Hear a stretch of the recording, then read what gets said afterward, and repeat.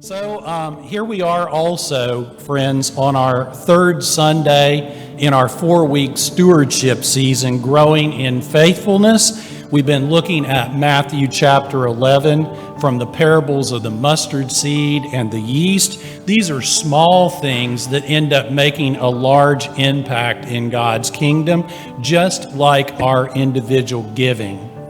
You've also had the opportunity to read and to watch folks in the previous weeks. Last week, Hyde and Lisa Harper offered their words about what Huguenot has meant to their family, and those are available for you to watch if you go to our communications. Today, I want to invite George Bischof forward to also share what this place has meant to he and his family. Welcome.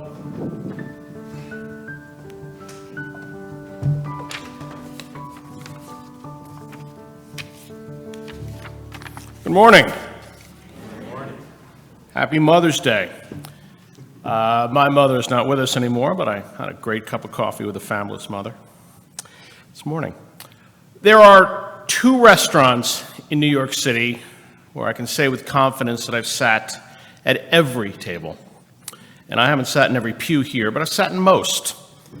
And I can say with greater confidence that we're all happy that it hasn't been with the choir. When we first sat here, like Joseph and Mary, we were in a new town with a baby on the way. This was in 2003 when Pataki was governor of New York. And I don't know whether Joseph and Mary were looking for a new church home. The record says that Mary pondered this. But we were not. We were coming from Larchmont, and we had a church home in Larchmont Avenue Church, which is a great church, a lot like this, and not far away. But our mustard seed moment came when we said, well, let's check out this thing that's just down the road. And we were warmly greeted by Jean Tischler. And we had not just a baby on the way, but a baby in our arms, and we were able to hand her off to Mrs. Hanasek, and that went pretty well. And we were warmly greeted and made to feel very welcome by some people I literally minutes ago said hello to. Sid, Tina, Paul, and probably half a dozen other I could name. It's that kind of church. Anyway, way led on to way, and we brought our kids to the nursery school. We met the D'Angelos with our twin navy blue Volvo wagons. And we came regularly at 10:30, which was when church started. I still come at 10:30, but you know how that is. I remember the conversation to move the church start time off the bottom of the hour to the top of the hour. Should that be 10 or 11? And I'm like, how about 8? I mean, our kids get up with the sun, and there's only so much time you can spend in a diner throwing pancakes. But there were Christmas pageants and confirmations, the vehicle fair, which I do love, some service on session, and Kristen has been a deacon.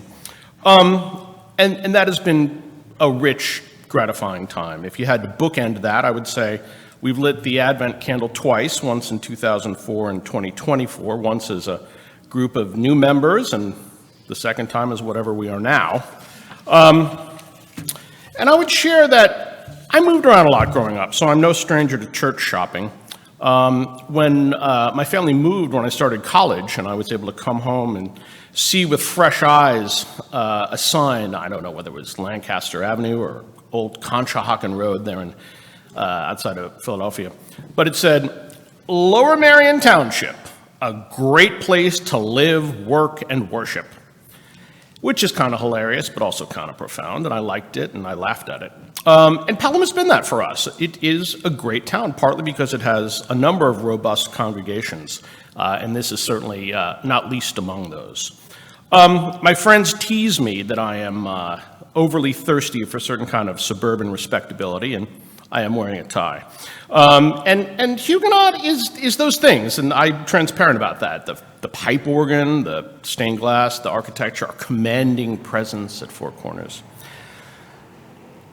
But it is also true that it is a place I have come for guidance and reassurance and sermon and scripture. And I have come to the communion table with concern and regret and sometimes self-celebration, often seeking strength or solace. And it is rare that I did not find it. And so for that, for myself and my family, we are deeply grateful. That is part of what Huguenot has meant for us.